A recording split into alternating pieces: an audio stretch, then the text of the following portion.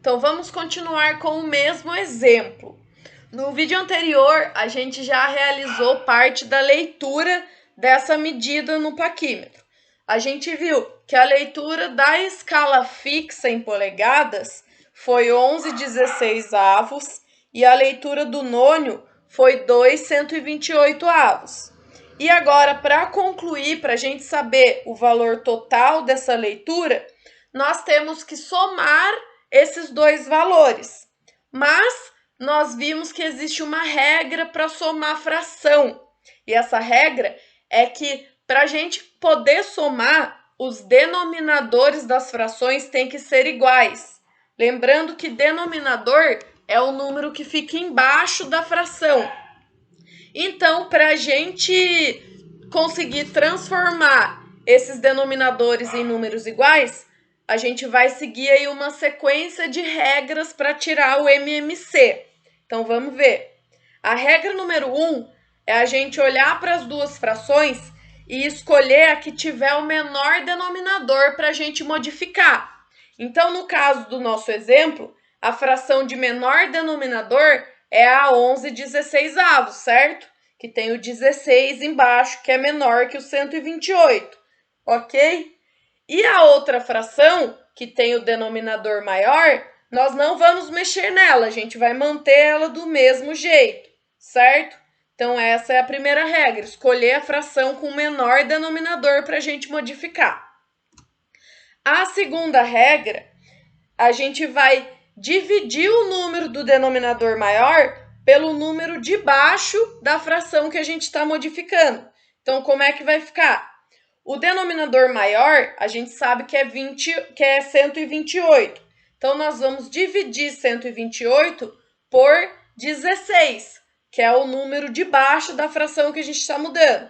Fazendo essa conta, o resultado será 8. Então, guarda esse valor e vamos para a próxima regra.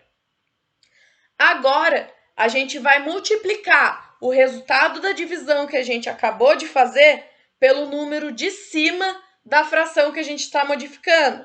Então, como vai ficar? A gente vai pegar o 8, que é o resultado da divisão que a gente fez na regra 2, e vai fazer vezes 11, que é o número de cima da fração. Esse resultado será 88. Então, guarda esse valor, que esse valor será o novo número de cima da fração depois que a gente modificar. Na regra número 4, a gente vai fazer a modificação dessa fração, então. Percebam aqui embaixo no antes e depois. Antes, essa fração que era 11/16 vai virar 88/128. Começando, então, pelo número de baixo, o denominador.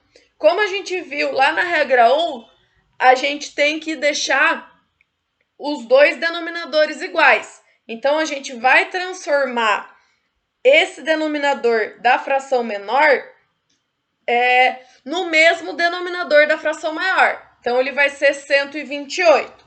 E o numerador, que é o número de cima da fração, vai ser o resultado da multiplicação que a gente acabou de fazer na regra 3, que foi 88.